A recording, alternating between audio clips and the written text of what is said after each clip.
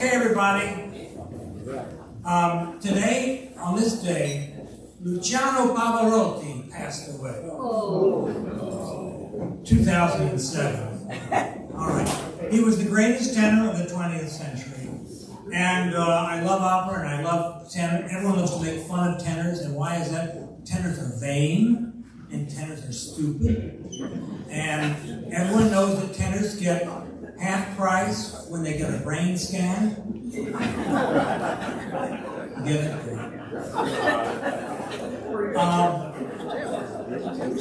And it reminds me of a story about a conductor who had a beautiful wife.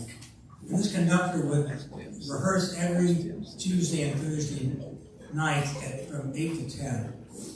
And so she would entertain a tenor in her bedroom during this time. Well, they had a power failure. The conductor comes back, finds his wife in bed with a tenor, and he said, "What are you doing?" The tenor said, "Well, next week I'm doing Rodolfo, and then the week after I'm doing Aida." He's so vain, he doesn't care that he's all right, so Luciano Pavarotti is best known for his famous aria, the world's greatest aria, Nessun Dorma. So I thought I would play for you his doing Nessun Dorma, and then we'll call it quits. Get on to the Tar Heel business.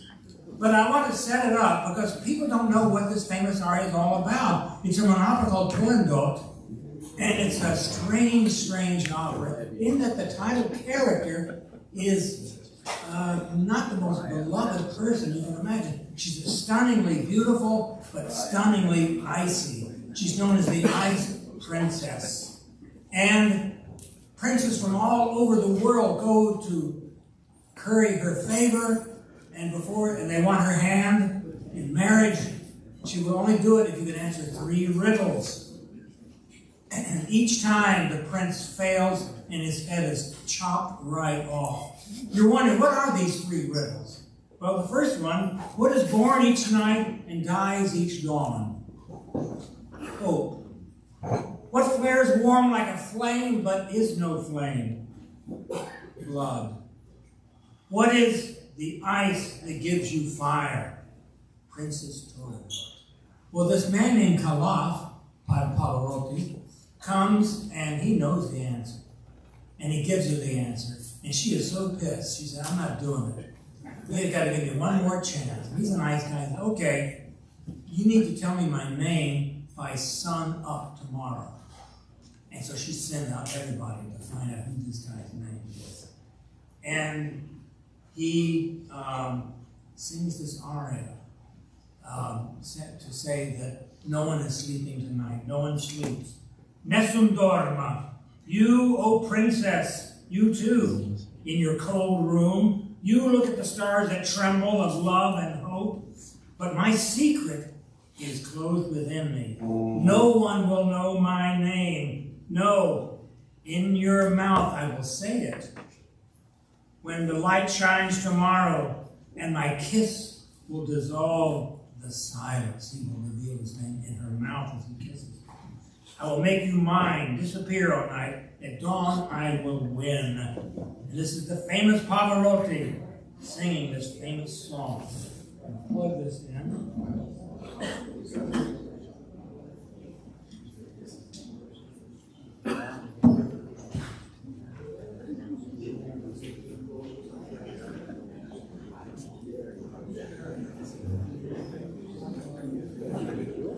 Here we go. Nessun dorma.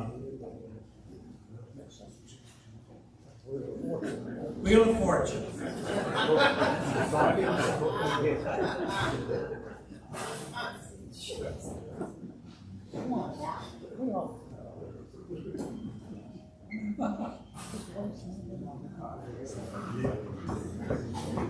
There you go.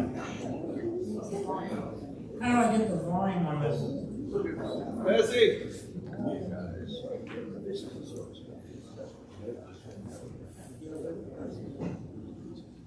My, How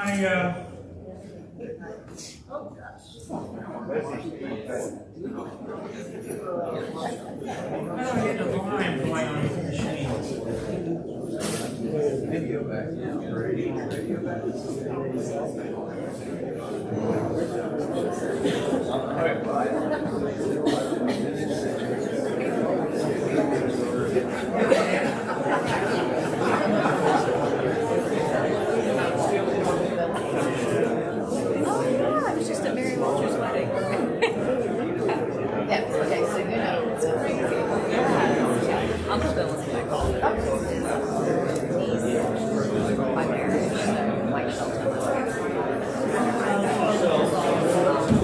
Well, this is such a, I'll sing it. Oh, there we go.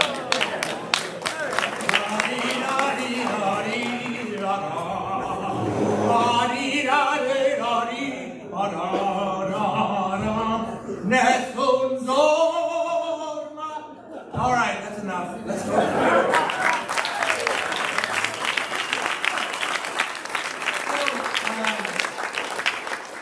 We have a number of guests today, and I guess you know who you are. Do you? Maybe all the guests just stand. Can I have all the guests stand, please? Your guests? Give them a hand.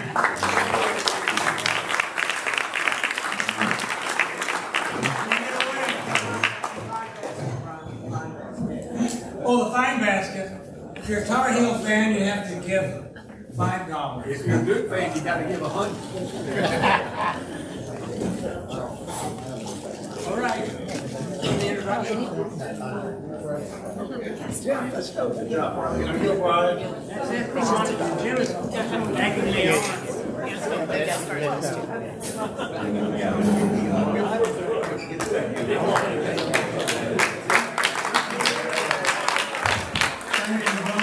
Thank you very much. We'll get the tech issue sorted out next time.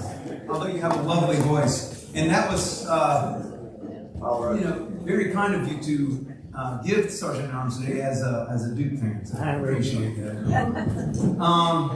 I just have one announcement. We have settled on doing Bike Night / Christmas House again. That will be December 7th. There'll be opportunities to either contribute or volunteer, and I'll be getting out more information on that soon. I think that's all I have. What a great crowd. Thank you for coming out. Oh, yes. We have a special catering on September 27th from Tallulah's. So we will miss Marcel's that day, but we'll have someone good instead. So it's Turkish food, right? Yeah. Thank you, Fezzi. Thank you. I appreciate that. So yes, without further ado.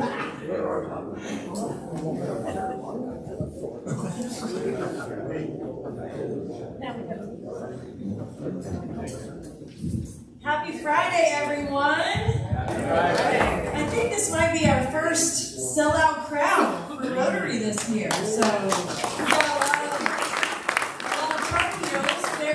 If you have an empty space at your table, can you just raise your hand? I think there's one. There are a few empty spaces if anybody needs a seat before we get started. So I'm Jennifer Player. I am the program chair this year, and we are excited to see you all and excited to have this wonderful program for you today. I hope what you came to hear about is UNC women's athletics. Here, I've here. got a whole table of ladies up here who are fans of women's athletics. That's right. Thank you, Brian. So we're happy to see you. Today, you can see we have taken our two speakers. We have the UNC Athletic Director, Bubba Cunningham, along with Rams Club, John Montgomery. It is a lot. It's really hard to get their impressive bios on 2 pages. That's right. So we have done that for you today with a very inspiring headline about the turmoil of college sports. So we are going to have, if you guys want to come on up and have a seat, and Fezzi here can help you with the microphones. And we have our very own Jim Hebner. Give Jim Hebner a hand. And Jim is going to moderate a discussion for you today about where we are with the state of college athletics, NIL program, the transfer portal, maybe, yes, and women's sports. And obviously, as always, we will save a lot of room for your questions and answers. So here we go. There's always a spontaneous moment. I'm reminded, because we were scheduled to start at 1 o'clock, it's interestingly, or for those of you who are ready when we get, this is to make sure that you have time for questions that we will get to a little later. And having to be here yesterday this time, you guys brought me back from the dead. I was quite sick yesterday, and all that I had left over from me, so a bit of hoarseness, but I am reminded of what that moment. He stood up and said, okay, get ready. Well, for me, get ready means 1 o'clock. And that does remind me that how many of you remember Bones McKinney? That will be an interesting test of how old you are. He was the Redwood Bones McKinney coached at Wake Forest, and then he went on to the original C.D. Chesley network to broadcast the basketball games. And I was starting on the Tar Heel Sports Network, and you could always tell what our game time was because the two of us would cross paths in the men's room, where he would say, you know, I always told my fellas that if you didn't have to take that last minute nervous pee, you weren't ready to play. So I hope that means that.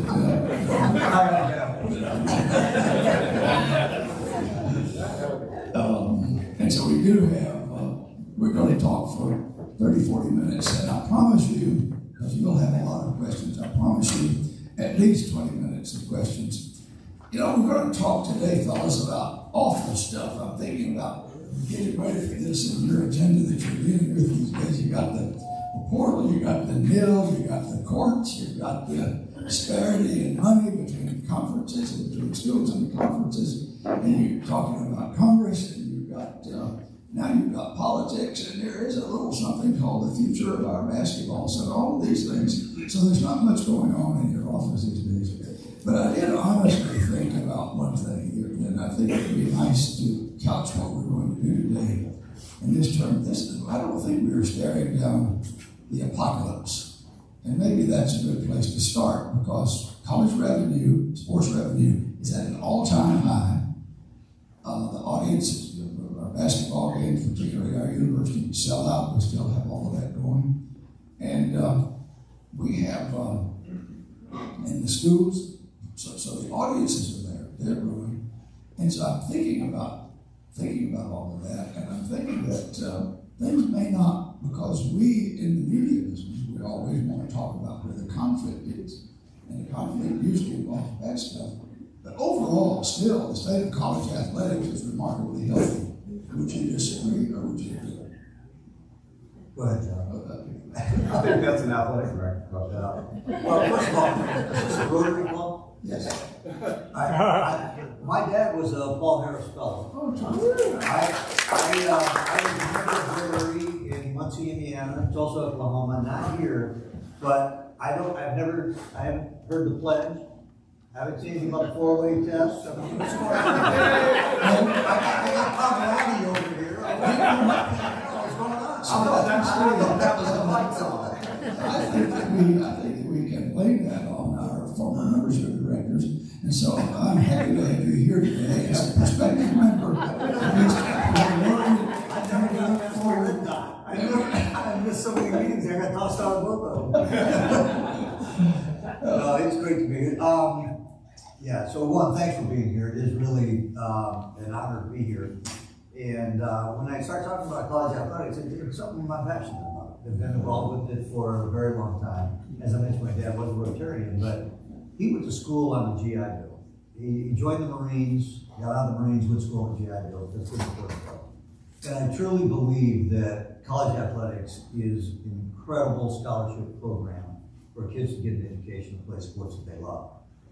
The commercial activity is greater than it's ever been, which has created some of the tension that we have today, and we have to figure out how to do that. How do we maintain and continue to grow the commercial activity and then provide the resources in an equitable way that people can continue to get those scholarships and participate and be compensated fairly? And I say compensated because it is changing, because the commercial activity has gotten so great.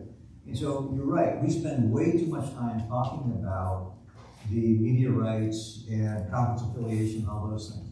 And so every time I talk, I always want to either start and or finish with what's so important about what we do, which is that educational opportunity for kids to play and the celebration of their success and their academic achievement.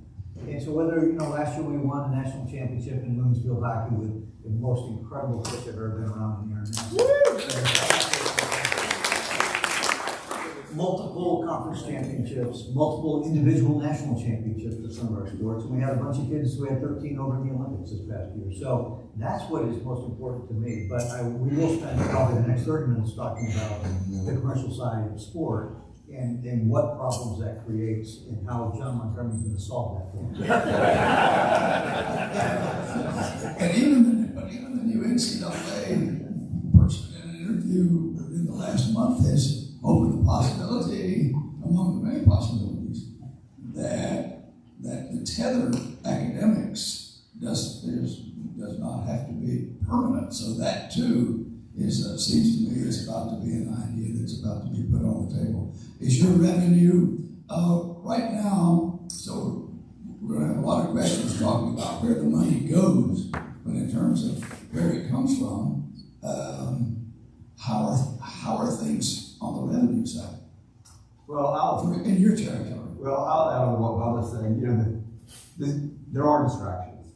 So we have to stay focused every day on our priorities because our goal is to provide great opportunities for student athletes to attend this world-class university.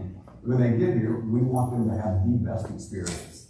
So as fundraisers, we are distracted by NIL. We are distracted by donors want to talk about the portal, the things that are new on the horizon. But we have to stay true to our core values so we can continue to offer these great experiences.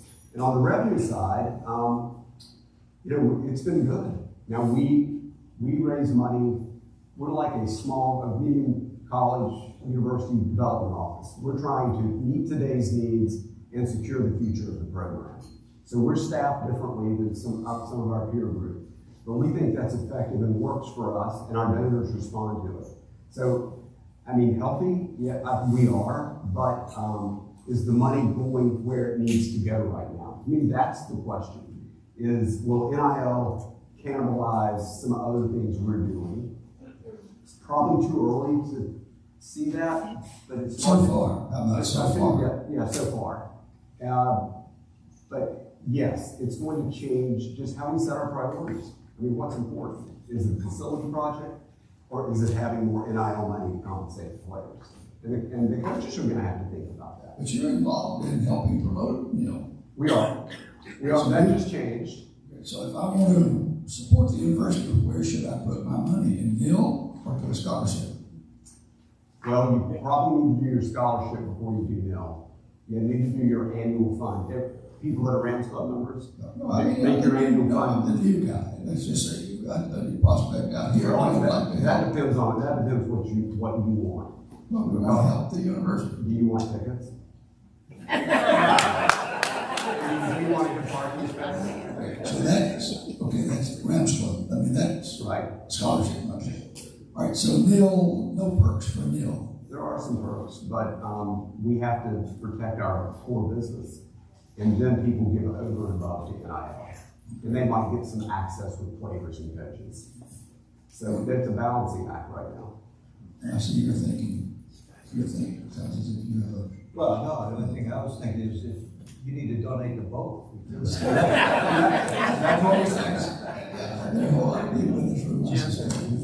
Define NIL. Okay, we're going to talk about that. Thank you for that. Neil said that's a good theme. I want to talk first. I'm going to try to not give any one of these threats more time than the other. I want to talk about portal, NIL. We've got the courts, and the question is what they're doing now, and then we want to talk about the disparity in revenue among the various schools. So the current, even though it started it was the first hint of trouble, the courts becoming materially involved in the NCAA activities with the Ed O'Bannon lawsuit that ultimately, I think that's where, that ultimately resulted in the portal, which I think was 2018. That went on for a while, but it was in 2018 that the portal was approved. Yeah, I mean, the history of, I can go very briefly through kind of the history of college athletics, because all of this is part of the continuum of change. I mean, college athletics started in the 1800s. We had two schools out in the east, had a rowing regatta, sponsored by a hotel who were trying to get people to come to their hotel and stay. So commercial activity from the very first competition was part of it. Then college sports started to get a little bit better, and this game called football started. And then 9 kids died playing football. So Teddy Roosevelt said, hey, we can't have that. We need more health and safety. So health and safety became something critically important to the national governing body. How do we keep these kids safe that are participating? Then you fast forward to a few more years, Title IX passes. Well, actually, before that, we get into athletic scholarships. Athletic scholarships are created, because prior to that, the only people getting scholarships were GI Bill or incredibly great students that were academically gifted. And so then college scholarships started, the Rams Club started, we started providing more opportunities for people to go to college because we saw the value of college degrees. Then Title IX passes, and then so the colleges are now starting to subdivide themselves by different categories. We started to subdivide from the university division to football divisions. We started Division I, Division II, Division III. Then within Division I, we started 1A, 1AA, 1AAA. Now it's called Football Championship Series. Those are the groups that play in the playoffs or the bowls. We had another group called, that was the second division, Football Bowl Subdivision, FBS. Was the ones that played the bowl games. FCS was the one in the championship. And there's another group that didn't play football. And so we were trying to create competitive equity and gender equity in the late 70s, early 70s into the mid 70s, late 80s. Then we had a lawsuit in 1984 that said, hey, NCAA, you're in violation of antitrust. Oklahoma and Georgia sued the NCAA because the NCAA controlled television rights. And they said, you can't do that. And so the schools were then awarded the opportunity to sell their own television rights. Notre Dame went off and did their own contract. The conferences created their own contracts. And so the money continued to grow throughout that entire process. In 2014, we have the O'Bannon case. He sued for the right because he was being used in video games.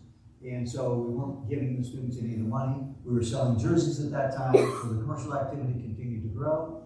When we did lose that case about name, image, and likeness in 2014, we stopped making the video game. We didn't give the students the money, we just stopped making the video game, which I think was another mistake that we kind of made along the way. And then the Alston case came along after that, which allowed for name, image, and likeness.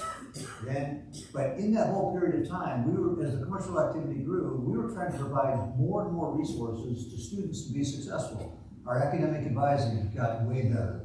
Our nutritional support got better, the athletic training got better. All of the things that supported all of our students is what we were all investing in. At the same time, saying, we don't know how far this commercial activity is going to go, and we don't know if we can support a broad-based program. But we've seen that we've continued to grow it exponentially. And the coaches' salaries got out of whack, these facilities got out of whack, and now there's this incredible tension between what the student gets and what the administrators or the coaches get. And there's a big divide there. How do you define whack? Well, it was a matter of time. As the salaries got bigger and the gap between a scholarship that could be as much as $100,000 a year versus a $10 million a year coach, that is a significant gap. But again, we've made decisions along the way. And Dickie, who's here today, Dick Bedore, and the Knight Commission, which was headed by Father Hesburgh and Bill Friday, talked about institutional control. Back in the 80s, coaches would have their radio shows, they'd have their summer camps, they'd have their shoe contracts, and they made all that money themselves. And they kept it. And we paid them a modest salary, $80,000, $90,000, or $100,000. And they made a lot of money outside of the institution. But with the Knight Commission, we said, you know what? We need to gather up all those rights and sell those ourselves as an institution and pay the coach what they should be paid. And we don't want them working for Nike or Gatorade or these other companies. We want to work for the university. Well, the gathering of the rights skyrocketed the salaries in a very public way. And so that is part of the tension that we're seeing. Had we not done that, and they were still running these things on their own and had their own TV shows that they collected the money, the gap may not be as great. So you can't go back and change it. And then the courts are also saying, hey, this isn't right. And I went to Washington prior to the pandemic, so this would have been, I guess, 2020. And I was trying to go and say, hey, there's 4 values that we have in North Carolina that we think are really important. Number 1 is education. We want to make sure that the kids we recruit get a great, great education. Number 2, we want to maximize the number of opportunities for those students to come and play and participate. Number 3 is we have to create more choices. If you don't want to go to college, but you want to play professionally, or you want a different path to the Olympics, there has to be more choices that you don't have to go through college. And then the 4th one is, after we decide what our values are, we have to figure out how to finance them. So the commercial activity should be 4th, not 1st, in our priorities and decision making. I didn't go anywhere. I tried, but it didn't go anywhere. And so I still think those are the values, and I think that's the right priority. And so we have to continue to think about how do we maintain those opportunities with the commercial activity. And we do some things well, we do some things we have to be a lot better at, which is sharing the revenue. So now the courts are telling us you must share the revenue. We went all the way to the Supreme Court for the second time in 2021. 9-0 decision. We're the only ones in America that can unify the federal government. We now have all 3 branches of government involved, so we've got the Supreme Court involved. We've got the National Labor Relations Board, which is overseen by the executive branch, and now we're trying to get Congress involved to pass some law. So anybody that thinks that we know what we're doing is out of their mind, because we're asking the government to solve our problem, which is a but that's where we are right now. So we're trying to figure out what is the right space to be in as we move forward. And then just yesterday, we had another hearing about the House case, which is a settlement of NIL, and how do we want to go about the settlement. And I thought yesterday was really bad for the future of college athletics and the settlement that we're about to get into. So I can go into that. I talked way too much. I'll let John talk the next 10 minutes. There will be a pop quiz. Bubba, what happened yesterday? Sorry. Everybody got this. The House case, which is one of the cases that we lost, and that requires that we pay a settlement to certain athletes that didn't have the ability to monetize their name, image, and likeness. And we were going to pay them damages, the NCAA was going to pay it. And it allowed the universities to revenue share with student athletes as we move forward. So, and that revenue share was 22% of our commercial activity associated with sport could be shared with student athletes. So that settlement has to be approved by the federal judge.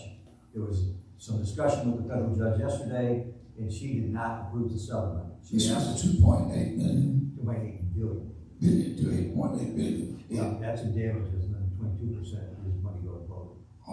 And so NCAA is you. I mean, NCAA doesn't have that kind of money, so that's going to have to come out of your pocket. Right. Yeah, the 2.8 billion, the way they're talking about settling it is over a 10-year period, so that'd be $280 million a year, that all members of the association, all 1,100 of us, would share in the pain, which would mean it'd be about a $2 million hit per school per year for the next 10 years. But if you break it down into that kind of category, and you have 10 years to pay it, and it doesn't appear to be ruinous. Yeah, I would say, if you say 2.8 billion really fast, it's not that much.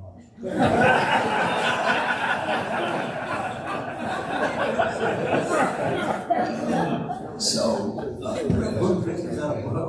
Anybody read Boone Pickens' book? I was out there in Tulsa. Boone Pickens' book is, the title of his book is The First Billion is the Hardest. He's right, yeah. So if we look at where you stand today, so the portal was good for players, but I wonder when we think about that, has it been good for player development? Because and also with the portal, historically we have liked seeing our players come in as freshmen and watch them grow up under our eyes, under the watchful tutelage, mentorship of the coaches. And so today it's harder, plus we have almost no superstar 5th-year seniors anymore. If you go back 20 or 30 years ago, then Luke May would still be playing for us this year. Armando Bacot's older than I am. And he's worked a lot more than me.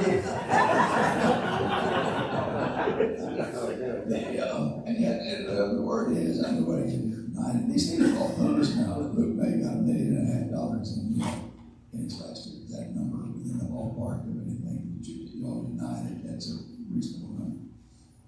I don't have any idea, but I will say that it's amazing to me what we are paying student athletes. But again, it is the market is competitive. One of the biggest challenges I think we have with NIL is the difference between pro sport. One of the differences between pro sports and college sports is the draft.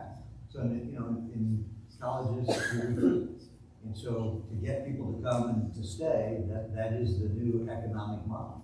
And in the pros, you draft them, they're your property, and you negotiate a salary. We just don't have that. We don't have that financial setup. So before we go to all the things we're talking about, still with all of the goodness, you're going to show up Monday, as most CEOs do, with a list of all the things that can be solved easily get solved somewhere else. And so whatever the biggest difficulties are fall on the CEO's desk. John, when you show up there on Monday and you've got a punch list of the things that are most important to you, what are they? We're going to beat Charlotte in football, right? This is good. Okay, then I'll be on. So if we lose, you've got to answer I think we're going to help. continuing to pursue the alignment with raising money for NIL opportunities for our student athletes. Alignment with the old well management in North Carolina Hall of Fame. That's where the NIL opportunities are falling within a commercial activity in a 501c3. So that, if I was to go in on Monday, that's what we're talking about every day, all the time. How are we going to manage that? I mean, Emily Stevens on our staff, she's here. We get those questions all the time from our donors, but we also have to educate our staff.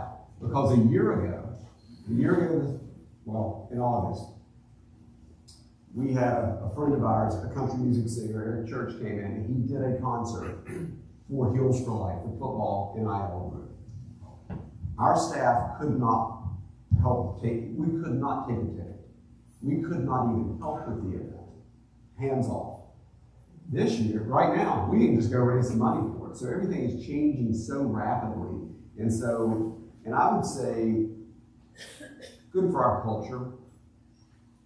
We have a great culture, but NIL is absolute counterculture to what we have promoted and what we have talked about. Well, Ramsville's been around since 1938. So when NIL came, people were like, well, then it's hands off. That's not part of our culture. And Bubba and I have to lead and say, well, we've got to figure out a way to win. We need the best athletes. We're really good athletes. So that's always been our pitch. We just couldn't get that involved. But now they've ripped the Band-Aid off. We can be very involved, but we have to recalibrate as a staff and realize this is a really important priority for us because our coaches need that money to recruit. And then I would say back to the portal, the one thing that worries us and is a worry in college athletics is just the constant turnover of the rosters. And like you said, you just can't fall in love with the team anymore. And I think that's really going to be hard on some people when they're thinking about buying season tickets. Is their interest going to wane because that roster turns over every year? Now that's a reality that I think we have to face. You're looking at, I want to back up for just a moment. Talk to us about this alliance, how that alliance came to be formed, and how it works. I think that's gotten very little attention. You mean the NIL structure? No, where you talk about the North Carolina Hall of Fame, all the other players. That's the NIL structure. So And who created that structure? We did not create that structure. Who did? Jim Coleman, who's an alum, created the structure, and the NCHOF is North Carolina Hall of Fame. Which is all for the University of North Carolina. Yeah, well, no, it's a private 501c3. Right. And the ultimate goal of that is to have a Hall of Fame for our program. Okay, well, this is not to conflict with the North Carolina Sports Hall of It Fame. does not conflict with Okay. the North Carolina Sports Hall of Fame. Yeah. But he has 501c3 status in his Hall of Fame. And so people can give to NIL, give it through the NCHOF, is what we call that charitable arm, and they get a tax deduction. The Rams Club cannot receive any money that goes back to pay players. But our staff can help raise money for NCHOF. It's pretty confusing. And then Bubba talked about the commercial side. That group, that's old well management. And that's for commercial activity for our players. So that's where you saw Armando, Elliot Cadeau, others who have commercial deals. So there are players that are getting money who are not doing endorsements. They might not be doing an endorsement for business. But if they have an NIL, if they're active in the NIL space from the NCHOF, the collective side, they are obligated to do some charitable work. It's interesting to hear you say that, because I suspect there are a lot of us here who pay a lot of attention to this and can't figure it out. It's like a Rubik's Cube. And Bubba can correct me. Bubba pays a lot more attention to this than I do, but that's what I mean by alignment. It's just kind of flipping our world upside down. So, we are here to support Carolina athletics. I mean, we always have been. And this is just another way that we can do that, our vendors can do that. Yeah, it's moved is what happened. Back in July 1, 2021, students were allowed to commercialize their name, image, and likeness. And so all of that commercial activity had to sit outside of the athletic department, outside the university. But that is absolute opposite of what we've always done. As I mentioned before, what we were always doing is gathering all the money and then having broad-based programming and spreading the money among the staff and the students the way we saw fit. And so it was an arm's length transaction. What we've seen from 21 to today is that NIL outside commercial activity for student athletes will be closer and closer to the school. That will be part of the settlement. The amount of time, effort, and involvement we can have with the student in this commercial activity is going to be part of the settlement if it gets approved by the court. So that's why we've been moving things closer. The anticipation is that we can be more involved. And right now the settlement says next year we could buy student athletes' name, image, and likeness. It's not there yet, but next year that could happen. So you can give much of the tax people agree that if one of us who has no business, we're not promoting an enterprise, that we can give to a tax exempt, to a 501c3 for money that is then paid as salary or as compensation to players. That was pretty good tax work by somebody's. Yeah. I would say we do all that. Well, I want to jump to, because y'all can see that this can go on for a long time. I want to jump to the business of the conference alignments. That sure has gotten a whole lot of attention. Let me circle back to the portal for a second. Yeah. Again, back in the 70s, 80s, all of our thought was, how do we get kids to graduate? And so back then, everyone could transfer and be immediately eligible somewhere else, with the exception of 5 sports. Football, the 2 basketballs, baseball, and ice hockey. Those are the 5 sports that if you transferred, you had to sit out a year. And so the only change for transferring were those 5 sports. And so you were immediately eligible to transfer. But it got great visibility, and you've seen where 20, 30% of these kids are transferring. And the reason we had that prohibition of transferring and not being eligible was to increase graduation rates. And so the freedom of movement and the ability to monetize your name, image, and likeness became more important than graduation rates and staying with the same institution. Now that was a cultural, societal thing. It wasn't, we reacted as an NCAA to say, this is what people value today. 20 years ago, they didn't value that as much. They valued the degree. And that has just transitioned. So the NCAA has been slowly trying to keep up with societal changes. That same debate, John, going back to what you're talking about, if we would like to find, before we get out of here, I'm going to say, okay, what do you view as the perfect solution? And it would seem to me that in looking for the perfect solution, we would like to see how much we can keep of what had been the institutional parts. Even in the major leagues, players show up from Timbuktu, they show up in Green Bay wearing the Green Bay outfit, the Cheeseheads were all there, he's our guy. We can have a kid show up out here, and he can be from Japan, it doesn't matter, but if he's wearing the Carolina blue, we're all cheering for him, and then he goes away after a year, but we don't have a chance to watch him become our family.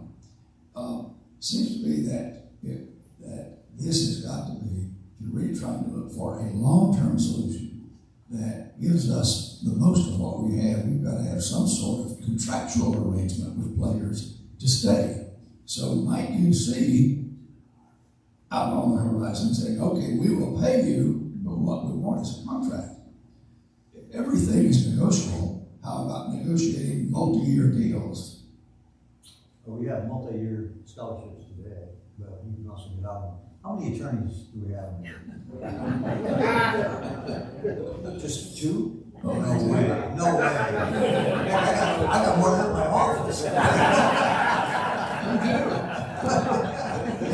All right, so I'm not a lawyer, but I did sleep at the Holiday Inn Express.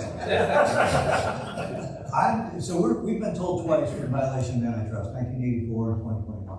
And when you're in violation of antitrust, I guess there's only two ways to not be in violation of antitrust. One, get a federal exemption. I don't think the NCAA is going to get a federal exemption.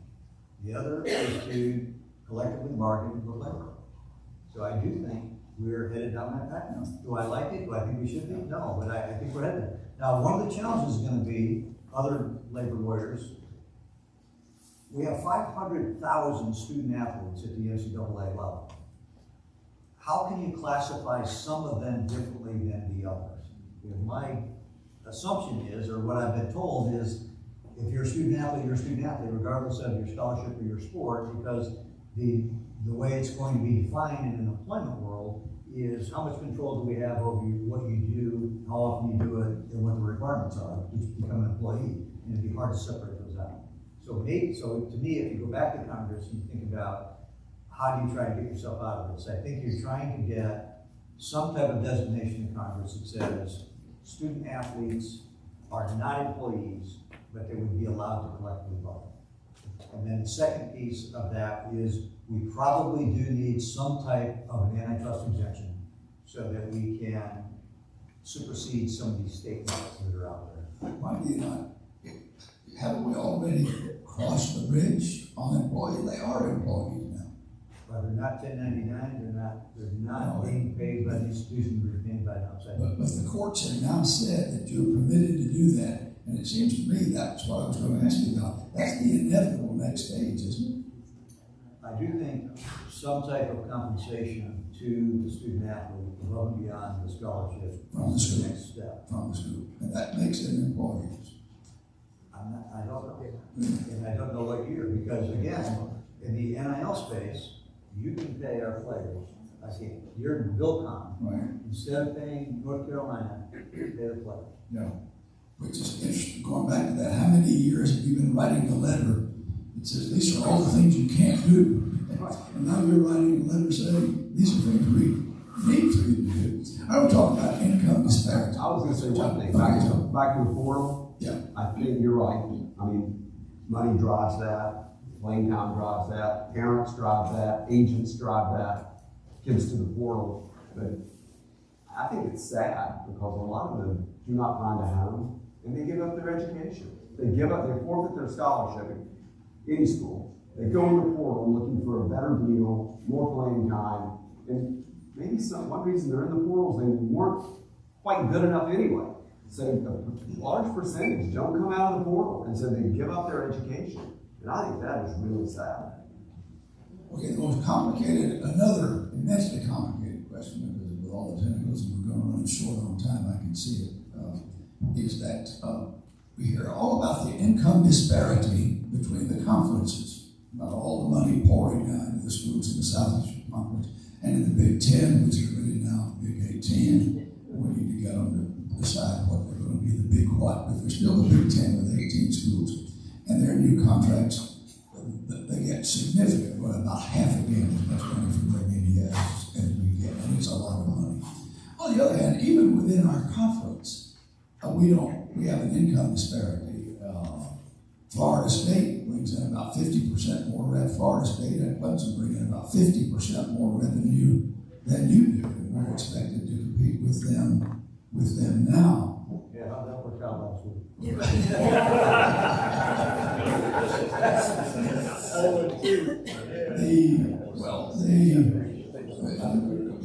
Amplify on that. We played at one, we talked about. They played and lost. Well, okay, but that makes my point. That's why Appalachian State has a budget of about $28 million, about a fourth of our budget. And they come down here and compete on a level playing field with us and compete competitively. Meaning you don't know how they get, but we'll be very, very surprised. The Charlotte's up to $40 million in its budget. You're in your own budget. Just because you have the money doesn't mean you can run. Okay, so therefore, what conference do you want to be in? ACC. Right. And so no ambiguity about that. Right. And how do you defend that? Well, I'm married. I'm not talking about dating somebody else. Yeah. And if you have to forecast, you think the ACC is girded to survive? Oh, I think we can have more change in conference affiliation and more of the way we organize ourselves in sport, whether it's by sport or by geography or by conference or by television contract. Yeah, we're gonna have more transitions, but I don't know what that looks like. But I do know that if you win, you have great coaches, you're successful, you carry yourself with a lot of dignity, you'll be afforded opportunities to play in the highest league, and that's where I think we need to be. It almost seems to me that if you're looking at the variables that matter, I still look back and it's the coach. Look at what Mac did, and if you just look over the history of North Carolina football, interestingly enough, the number one schools in the country are Alabama and Michigan, and their winning rate is about 73%. Historically, they won about 7 out of 10, or what you would say 8 or 9 out of the 12 game season. Now they get a really good coach. Look at Nebraska. What's happened? Look at Nebraska, which is, what was his name? Yeah, Tom Osborne was there forever. They were indomitable. Florida State was indomitable back there when they had Bobby Bowden. When Mac came back in and took a team that had lost had won. We had a team that had won 5 games in 2 years, and I believe he won 7 games in his first year. And so the question really is, I think there's a lot. I'm not trying to get you or Mac or anybody off the hook. It's just a worldview that you bring. That just because Carolina doesn't go to the Sugar Bowl every year doesn't mean this program is broken. That we have a successful athletic program where if you look at Mac's record after he gets here, interestingly enough, talking about when I get here, I've been here long enough that I watched Jim Hickey, who was the only coach I ever knew, who was a golf game, his golf score didn't go up in a year. Jim Hickey's only team that went to a bowl game was done with Jim Tatum's 5th-year seniors. When John Bunning got here, he beat Florida State with Mac Brown's 5th-year seniors. When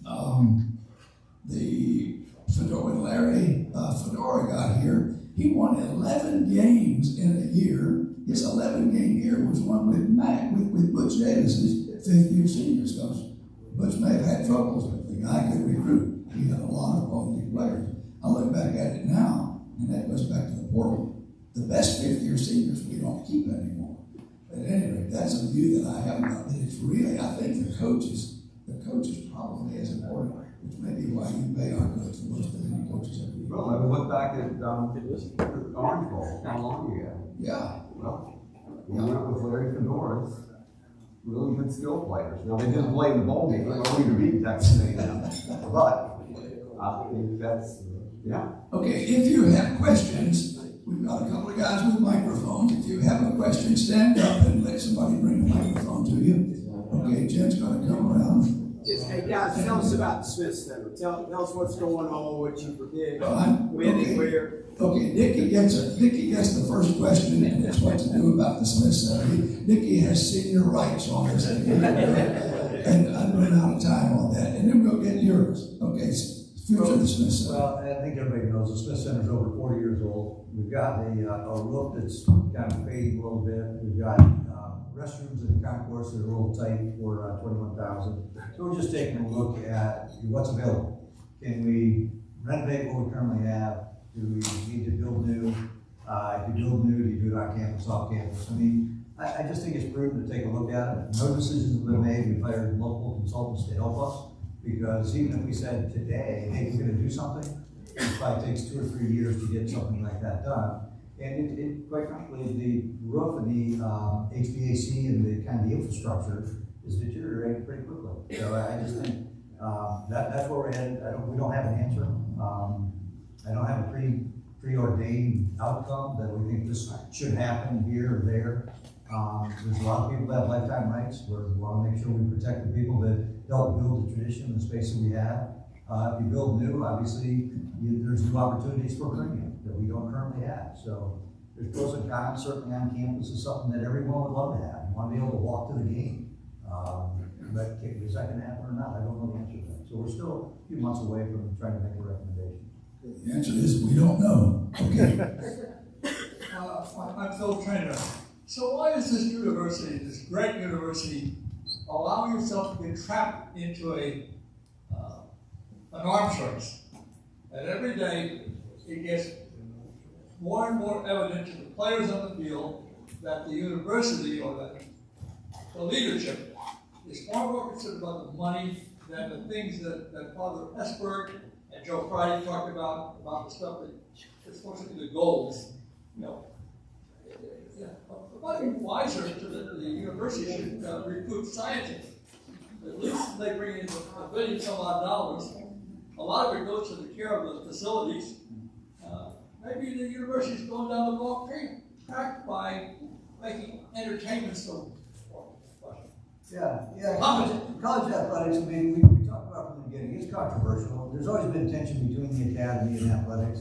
But, I'm a huge believer in what sports does. Not only what it does for the individual, that you come and get an education and get to play your sport, but we have 200 home events a year. We have 1 million people that come to watch these games. It builds community.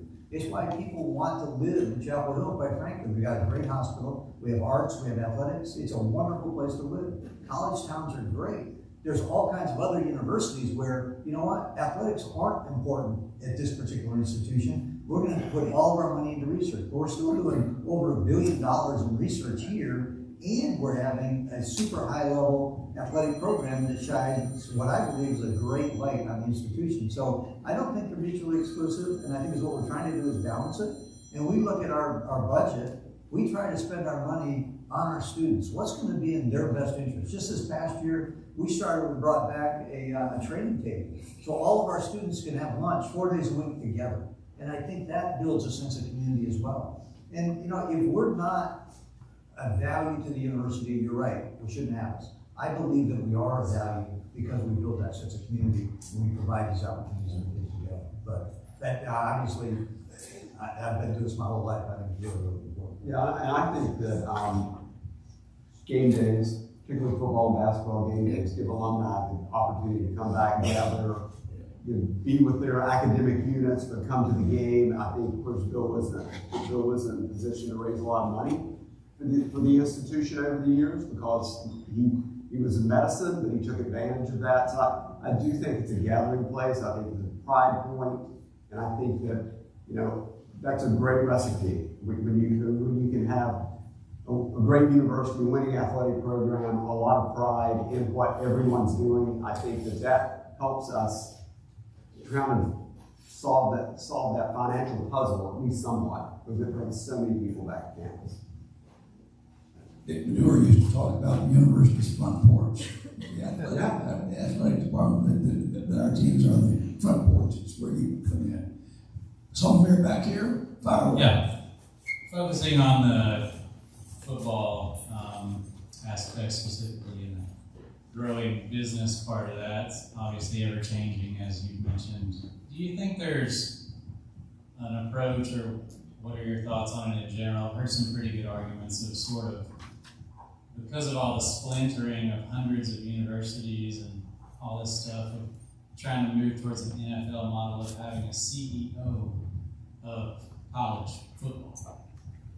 Because there's so much to consider, many things that I don't even know about, but who's making these decisions, and there seems to be so many independent decisions that these people want to do this and these want to do this, and it would probably be hard to get universities to agree on who should be the CEO, but it seems like that could be a decent solution to help handle some of the disparity in all the decision making that seems to be becoming more complex.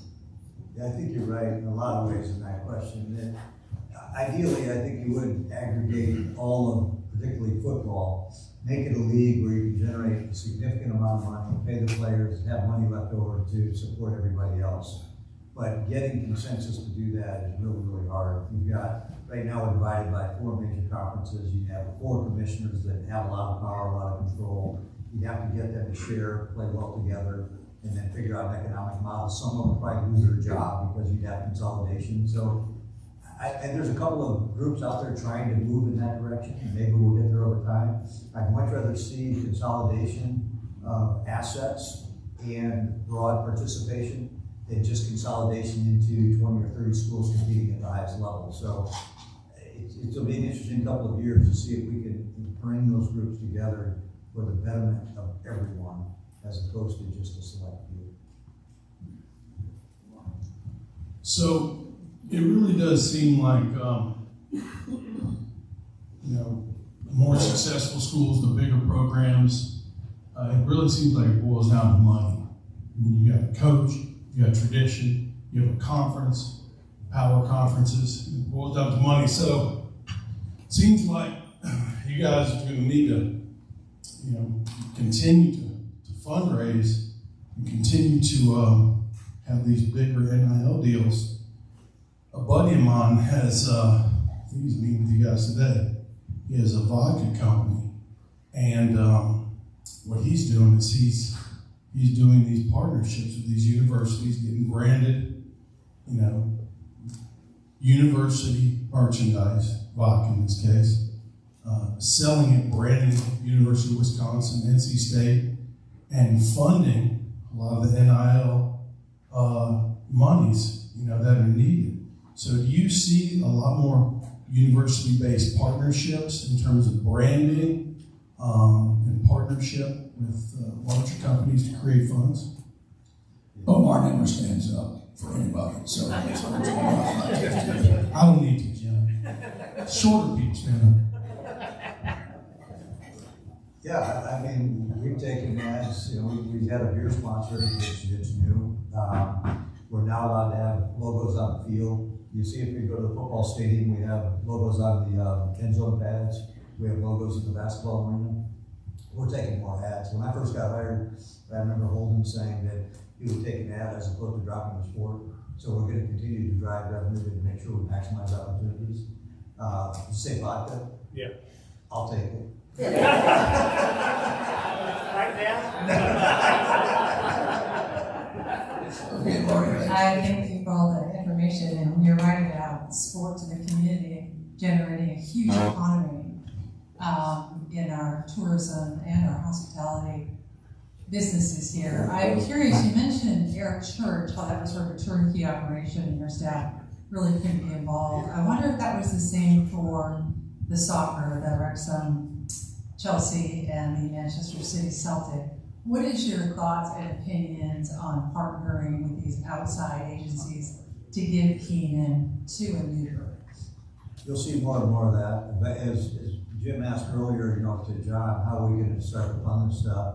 We have a whole list of things that we traditionally haven't done that we may have to do more of, whether it's different types of categories that we would open up, signage areas that we'd open up, events that we would continue to try to attract. But again, you're trying to balance the activity versus the burdensome nature of the influx of people as well. So, one a summer I think right now is pretty comfortable for us, but maybe we can try a couple of more over time. Yes. Thank you all for being here, and I hope you will come again after Jim Hammond has given $10 million that the foundation did. Let me ask a question that I think is an elephant in the room, and that is Title IX and the wonderful athletes sitting at this table, some of whom are All-Americans. how do we manage that? Because we as a community are so proud of the women's soccer team and of the field hockey team. We are engaged with that. But money is a different matter. Same is true, and for that matter, same is true of baseball. We go to the home run. How is that going to play out? Do we get rid of women's sports and men's sports? Do we reduce that number for economic reasons? Let me narrow that question down to how much do your non-revenue sports cost in your budget? It's very interesting to hear somebody wanting to come and audit your books. You went to the books every day and know how much every sport costs. It varies, but most of our Olympic sports only cost about $1 million to $2 million a year. Each. Yeah. So you've got 28 of them. Well, we have two that generate more than they spend, and then you have a couple that are much more expensive. Which are the two that generate more? Baseball? Football, basketball. Oh, no, I mean the non-revenue sports. How much? Everyone else is underwater. Yeah, they're all non-revenue. Yeah, but I'm sorry, my question is how much, if you suddenly said, okay, we're not encumbered by Title IX, or if you just said, okay, we're going to let them go play, but we're not going to spend the money on it. What percentage of your budget goes to your non-revenue sports? Is it a big? If you talk, well, I try to do some math. Well, it's just it's a big number. Over 10 million or 15 million? Probably 20 million. About $20 million. So it's not, so do I think make your point? It's not insignificant. So I'm sorry, you can take that question. I forgot the question. And what do you Goes do? back to Title IX. So what do you do about Title Title IX? IX? We've had Title IX for over 50 years, and I think we understand it. Now, you see there's 3 prongs, and I think we've done a great job of investing in our women's programs and been highly successful. Where they have 40 out of our 60 national championships, is that right? And so it's just incredibly, and we're proud of that. We'll continue to invest in it. This new model will, because of Title IX, women's sports will be protected. Men's Olympic sports, I think, are more at risk than anything else. The big question is coming in this NIL space. If we know that money flows through the university, we're required by Title IX to be equitable in our distribution of the money. This money that sits outside in this NIL space, which is new, is commercial money that the Department of Education hasn't given us a whole lot of great guidance on it. The closer it comes to the university, the more equitable it has to be. The further out it is, the more commercial it is. So I think we still have a couple of years before we really have an understanding of where that sits. And so it's not clear. Some schools are saying, hey, if we do this revenue share, we're going to do 50-50. Others are saying, based on the settlement, that the settlement right now, and that settlement agreement says 75% is going to football, 15% is going to men's basketball, 5% to women's basketball, 5% to everybody else. Obviously, that's not equitable. But the settlement doesn't have to comply with Title IX because that's an agreement between the class and the attorneys, and they're just trying to distribute the money. The universities have a whole different set of requirements that lead that. So I know I didn't answer that, but I don't. I'll add on to that. If you think about Olympic sports, one thing we do have is the largest scholarship endowment in the country for a public institution. And so we have our scholarship. The distribution off this endowment right now pays for our scholarships. So that's an advantage for us. And we all look at our facilities. So they have an advantage there. I was talking to someone about, women's soccer, that search.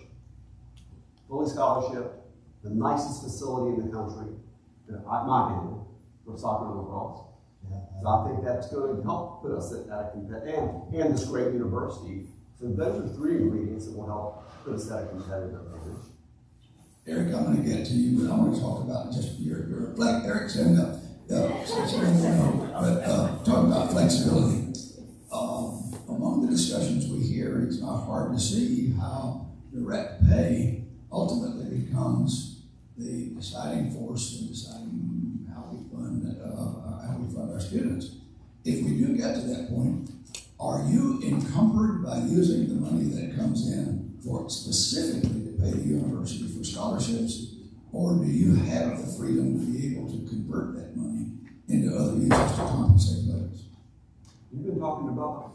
He asked me a question, no, just kidding, but not off the scholarship endowment. Right now, we've looked into that, and it's restricted just to scholarship. It's good, okay, Yes. so that's a really interesting. But we have been asking about that. Yeah, I mean, Yeah. that's a huge. Two of us have been asking that question. How much money right now sits in your endowments?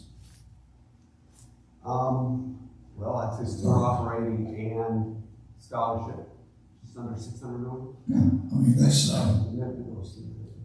well, the scholarship endowment's over 400, and then I'd have to get the value of what we've endowed for sport operating. It's pretty good. Yeah. But that needs to grow. Yes, yeah. Yes. Okay, go. Okay, my question was actually if you could comment on the women's soccer coach search. I know the field hockey is a lot different than soccer, but like the Aaron Madsen hiring, very non-traditional, looks like brilliant, right? If the new women's soccer coach could also be a woman who had played at Carolina, if that was like part of the criteria, if that's the most qualified person, so you can comment on that search. I can be flippant and say, I'm going to go to Rainbow Soccer tomorrow and see who's out there.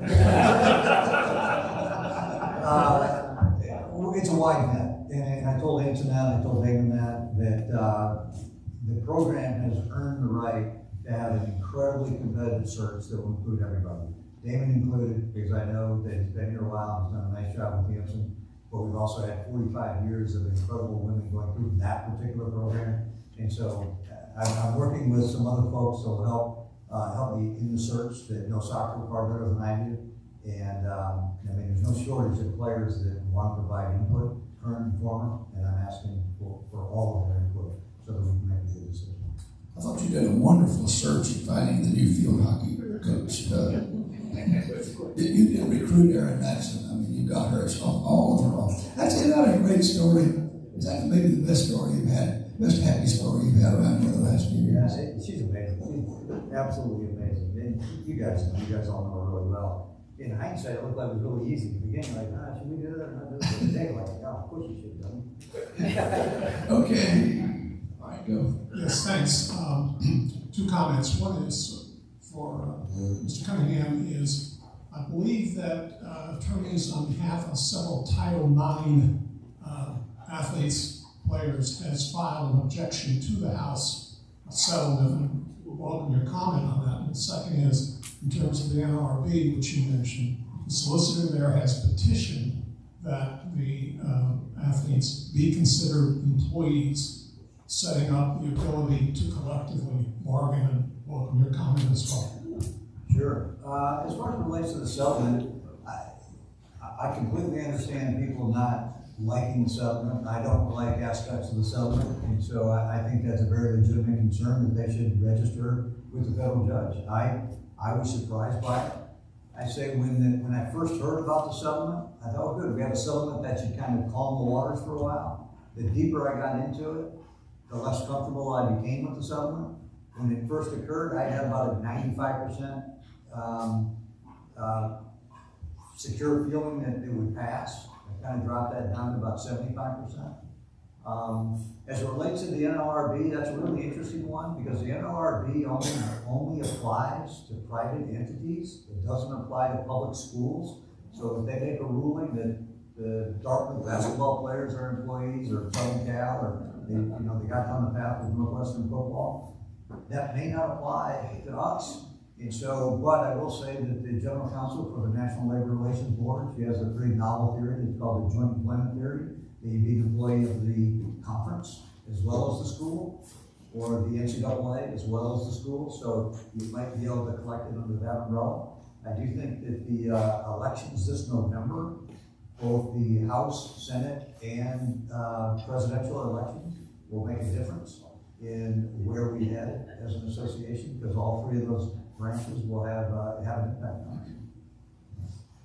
Questions? One more. Okay, David, the very back. This ought to probably wrap it up. Thank you again both for coming today.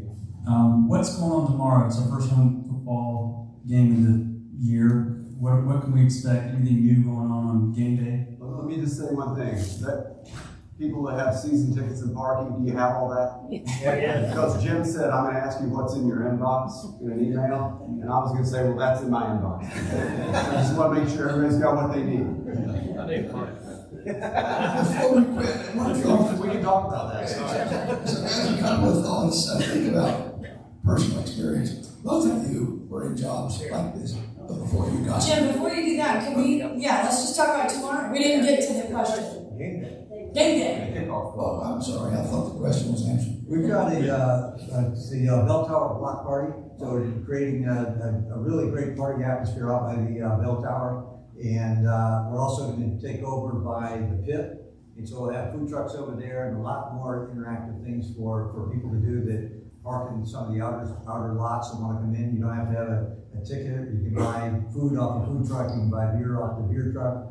And then you can just enjoy the game day experience around the stadium. That's probably the newest thing that we have going. We do have a couple of new patio suites, we call them, in the stadium. They're over on the press box side. They're two little patios basically that have about 16 seats in there, and you can rent those on a game-by-game basis, and they're it comes with food and drinks. That's one that sits on the level right below the press box.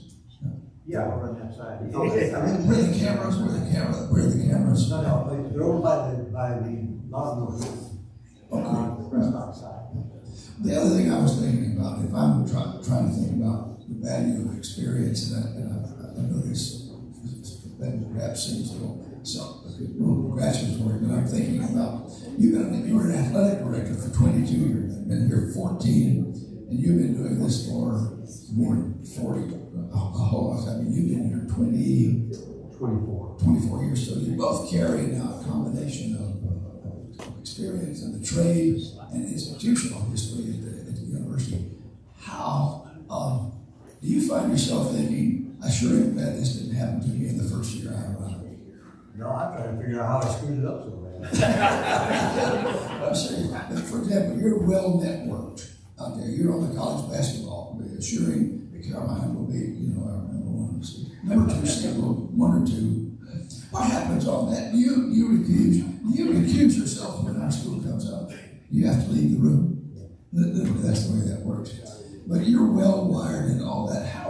I'm really serious about this. How much do you find that you spend talking to your peers about these issues to try to, where would be a high level of trust and experience? How important is that? Or you kind of feel like you're there all alone? It's really important. Yeah, we have peer group Zooms all the time. When NIL really became a thing, we have a peer group Zoom with some SEC and ACC schools. How big is that group? 8. 8 or 9. So. Yeah, and everybody's worried. And then I'll never forget the first meeting we had.